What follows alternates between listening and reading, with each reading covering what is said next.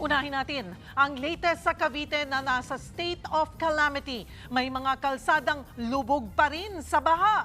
Ang ilang driver, iniwanan sa highway ang kanilang mga sasakyan dahil sa umapaw na ilog. Live mula sa Bacoor, Cavite, nasa frontline ng balitang yan si Gary De Leon. Gary, kumusta na ang panahon dyan?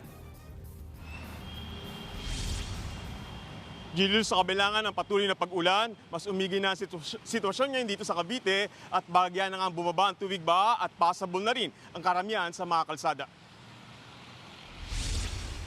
Pabugso-bugso ang ulan sa Cavite. Sa EPSA, sa General Trias, baha pa rin ang kalsada papuntang Tansa. Dahil dyan, marami pa rin ang mga motoristang nahihirapang tawirin ng baha. Ang mga empleyado tuloy ng EPSA napilitan ng maglakad ng nakayapak.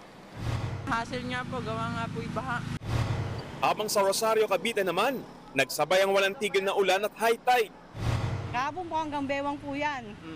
Kasi po high tide po sa umaga eh. Bago kayo ng umaga po hanggang tuhod naman. Bukod sa gupit ng habagat, nangangamba rin ang mga residente dahil meron na naman dalawang bagyo. Mistulan namang parking lot ang magdiwang highway sa Noveleta. Iniwan ng mga may-ari ang kanilang mga sasakyan sa highway matapos umapaw ang tubig sa Ilang-Ilang River. Ito naman ang walang iwanan. Kahit baha kahapon sa Kawit, Cavite, tuloy ang parada ng banda para sa piyesta ng Kawit sa Barangay Tabon.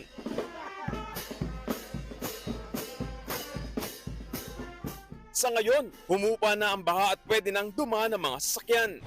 Sa tala ng PDRMO, nasa 3,000 bakwit ang nasa evacuation center. 7 landslide naman ang naitala sa GMA Cavite at isa sa bahay ng Magallanes. Wala naman nasaktan. Julius, dito sa Aguinaldo Highway sa Bacoor, Cavite ay possible na ngayong mga kalsada maliban na lang sa portion ng Barangay Panapaan 2 kung saan nakita nyo sa aking likuran na may tubig pa at may ginagawang construction works dito sa kalsada kaya medyo pahirapan pa rin dahil medyo malalim pa. Pero sa ngayon, sa mga nagtatanong ng kababayan natin kung may pasok sa Cavite, nagdeklara na nga walang pasok bukas at sa lahat ng antas dito sa Cavite maging sa mga tanggapan ng gobyerno. Julius. Maraming salamat, Gary De Leon, live mula sa Bacoor, Cavite. Mga kapatid, Cheryl Hosing po.